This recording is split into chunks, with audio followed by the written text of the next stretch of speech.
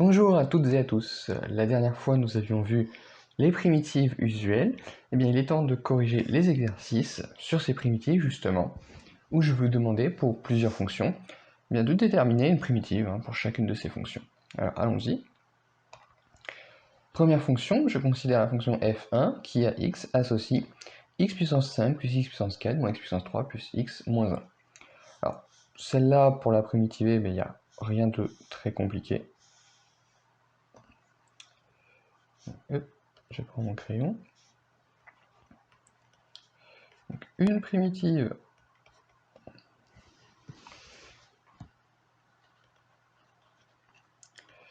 de f1, alors je suis sur grand R, là j'ai pas de problème, et bien c'est la fonction grand f1 qui a x associé.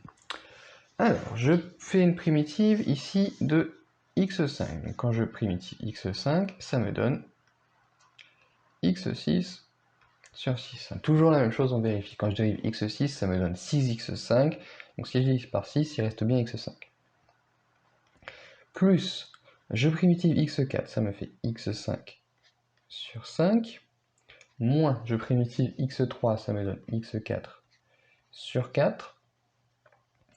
Je primitive x, ça me donne x au carré sur 2. Et enfin, je primitive 1, ça me donne moins x. Et en fait, je pourrais rajouter le nombre que je veux, ça ferait une primitive, par exemple, plus 143. Allons-y. Voilà, puisque quand je dérive la constante 120, il ne reste plus que f1. Donc voilà, j'ai une primitive de petit f1 sur R. Allons pour la deuxième alors. Une primitive de f2 qui a x associe 3 sur x moins 2 sur x carré.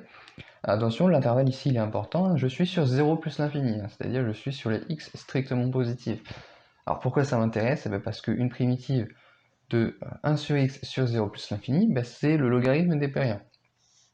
Et le logarithme népérien, j'ai le droit de l'utiliser que quand x est positif. Donc une primitive de f2 sur 0 plus l'infini, et donc,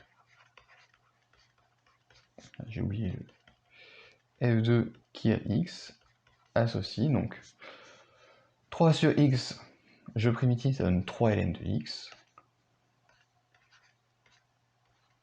et moins 2 sur x carré, alors attention au changement de signe ici, quand je primitive, ça fait plus, la puissance en bas diminue, et là, je dois diviser en fait par 1, donc ça me laisse 2 sur x, toujours la même chose, si je dérive 2 sur x, ça me fait moins 2 sur x carré, voilà. Alors, question subsidiaire, si j'étais sur moins l'infini 0, je vais faire d'une couleur. Si je prends sur moins l'infini 0, j'ai pas le droit de faire ln de x, parce que ln de x ici ça n'existe pas. Donc je vais l'appeler on va l'appeler grand G2, qui a x associe. En fait, il faudrait que je fasse un ln, pas de moins 3 bien sûr, de moins x, parce que comme ça j'aurai quelque chose de négatif. Donc j'aurai toujours mon 3 devant. Donc comme ça, si je dérive ln de moins x, ça me fait moins 1 sur moins x, donc 1 sur x, c'est bien ce que je voulais. Et donc hop, plus 2 sur x. Ok, on passe à la suite. Donc f3, donc cette fois, j'associe 7x6 plus 8 exponentielle machin, etc. etc. Bon. Une primitive de f3 sur... Alors cette fois, je suis sur moins l'infini 0. Bon, ça m'embête pas trop, pour le coup. Donc sur moins l'infini 0. Donc je vais construire f3 qui a x associe.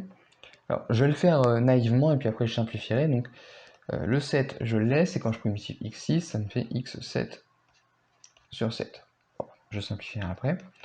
Le 8 ici je le laisse. Et quand je primitive exponentielle de 4x plus 2, ça me fait exponentielle de 4x plus 2 sur 4. Parce que quand je dérive ça, le 4 passe devant. Enfin, quand je fais moins 1 sur x3, alors je sais déjà que le signe il va changer, et je sais que la puissance en bas, eh bien, elle va diminuer. Je vais quand je vais primitiver, je vais passer de 3 à 2. Pourquoi? Parce que quand je dérive, je passe de 2 à 3. Oui, mais bon, si je dérive 1 sur x2, je sais bien que j'ai pas 1 sur x3, j'ai moins 2 sur x3. Donc ce que je dois faire, c'est que je dois multiplier en bas par 2. Et là, comme ça, si je dérive 1 sur x2, donc ça fait moins 2 sur x3, divisé par 2, il me reste moins 1 sur x3. Alors évidemment, je simplifie tout ça. Le 7 sur 7, ça disparaît. Et le 8 sur 4, on le simplifie, on ne laisse pas ça. Et on met un joli 2. Et donc voilà une primitive de petit f3. Et pour terminer, une primitive de f4. Donc même règle, une primitive de f4 sur moins l'infini 0, et bien c'est la fonction grand f4 qui a x associé.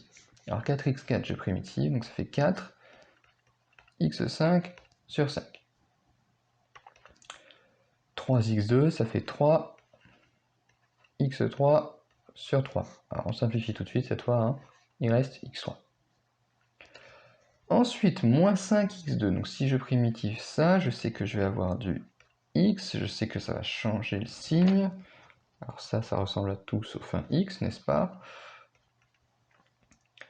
Et donc quand je dérive 1 sur x, ça me fait moins 1 sur x2, il n'y a pas de constante qui se rajoute, donc je laisse 5 ici. Enfin, quand je primitive 4 sur x7, donc je sais que la puissance ici va diminuer, que je vais avoir du 6. Le 4 ici va rester pour le moment. Donc, quand je dérive 4 sur x6, ça me fait moins 6 fois 4 sur x puissance 7, donc j'ai un 6 en trop que je vais diviser ici. En règle générale, hein, c'est simple, hein, le nombre qui est à côté de la puissance, c'est le même que la puissance. Hein. Si là j'ai x puissance 6, là je dois diviser par 6. Bon alors évidemment, je simplifie tout ça, parce que ça c'est un peu barbare. Ça me fait 2 sur 3x6. Et donc voilà, hein, pour les primitives visuelles, il faut connaître ces formules. Si on ne les connaît pas, on a des moyens de les retrouver, hein, comme j'ai fait là, c'est-à-dire, je sais que la puissance, elle augmente ou elle diminue quand je primitive, parce que je sais que c'est l'opération inverse quand je dérive. Et à partir de là, j'ajuste mes constantes pour avoir la bonne dérivation. Ok, donc exercice suivant, exercice un peu plus particulier. Donc pour tout réel x différent de 1 et de moins 3, je pose f de x qui est égal à ceci. Alors pourquoi différent de 1 et moins 3? Évidemment parce que ça annule sinon.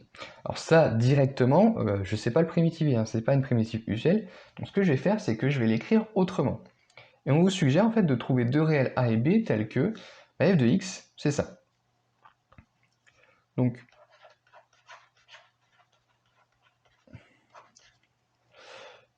on va supposer qu'ils existent. Supposons qu'il existe deux réels a et b tels que,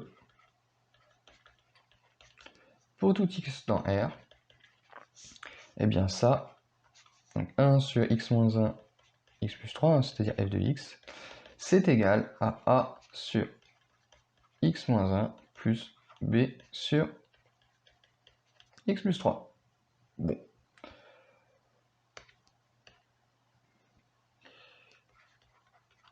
Mais ça, je vais le mettre au dénominateur, c'est 1 sur x moins 1, x plus 3, qui est égal à a, donc la première fraction, je la multiplie par x plus 3. La deuxième fraction, on doit la multiplier par x moins 1, et en dénominateur commun, eh bien j'ai x moins 1 facteur de x plus 3. Alors je vais développer tout ça, et je vais rassembler, je vais réduire. Donc ça, ça bouge pas évidemment, hein, j'ai pas envie que ça bouge de toute manière. X plus 3 égale. Alors en x, qu'est-ce que j'ai? Mais là j'ai a, là j'ai b, facteur de x. En constante cette fois après, j'ai 3a moins b, le tout sur x moins 1. Oups.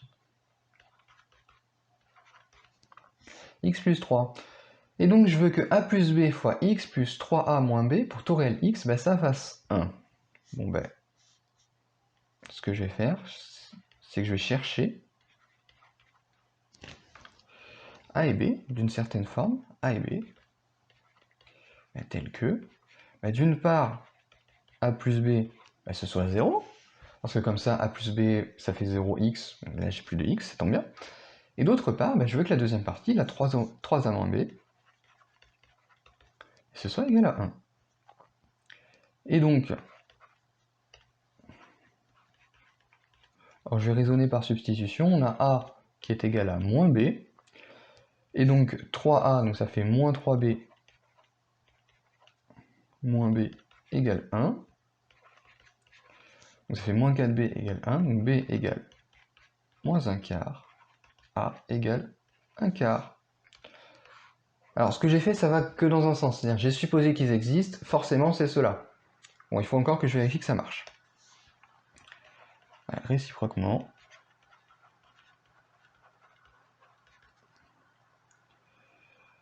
Si je fais 1 sur 4 x moins 1 moins 1 sur 4 x plus 3, ça me fait 4 facteur de x plus 3 moins 4 facteur de x moins 1. Et hop. J'ai tout obligé de multiplier par 4 en fait. Sur, du coup, comme j'ai multiplié par 4, ça me fait un 16 x moins 1, x plus 3. Et donc, qu'est-ce qu'il me reste? Eh bien, il me reste donc, 4x plus 12 moins 4x plus 4 sur 16 x moins 1, x plus 3. Voilà, si j'avais fait ça intelligemment, je ne me serais pas traîné des 16 partout. Donc, il me reste 16 sur 16 x moins 1, x plus 3. Attention, on arrive à la limite de la place disponible. Alors, on va simplifier violemment. Et voilà, je retrouve bien 1 sur x moins 1, x plus 3. Donc f de x, c'est égal à 1 sur 4 x moins 1. Alors, je vais l'écrire juste un peu différemment. Je vais écrire c'est 1 sur 4 fois 1 sur x moins 1 moins 1 sur 4 fois 1 sur x plus 3. Voilà, comme ça c'est réglé. Hop, j'espère que vous avez bien noté parce que j'ai besoin de place. Voilà. Donc maintenant, ce que je vais faire, c'est que je vais pouvoir primitiver ça, parce que là, maintenant, je me retrouve avec une somme. Bon, alors, le 1 quart, là, le coefficient multiplicateur, je m'en fiche. Et là, j'ai du 1 sur x moins 1. Quand j'intègre 1 sur x, quand je primitive, par contre, pardon, on n'est pas encore aux intégrales. Quand je primitive 1 sur x, j'ai du ln de x. Quand j'ai primitive 1 sur x moins 1, en fait, c'est du ln de x moins 1. Alors, il faut faire attention, hein. Qu'est-ce qui me permet de dire ça? Je suis sur 1 plus l'infini. Donc, sur 1 plus l'infini, qu'est-ce que j'ai de particulier? J'ai que x moins 1, c'est strictement positif. Et x plus 3, c'est encore plus strictement positif. Donc ça veut dire que je vais pouvoir prendre le logarithme de ces choses-là. Ainsi, une primitive de petit f sur 1 plus l'infini, c'est la fonction grand f qui a x associe 1 sur 4, voilà pourquoi je l'avais mis un peu plus loin le 1 sur 4, 1 sur 4 ln de x moins 1 moins 1 sur 4 ln de x plus 3. Alors, si je veux, je peux condenser cette écriture, c'est-à-dire je factorise par 1 sur 4, et je sais que ln de a moins ln de b, c'est ln de a sur b. Donc je peux l'écrire comme ça, et voilà. Bon, c'est pas évident quand je vois cette fonction-là que la primitive ce sera ça. Il s'avère que c'est le cas. Et bien voilà pour ces exercices, donc on a fait les primitives de fonctions usuelles, éventuellement avec des petites additions. Eh bien, la prochaine fois, on va compliquer ça, c'est-à-dire qu'on va trouver des primitives de fonctions qui sont un peu plus complexes. Allez, à bientôt!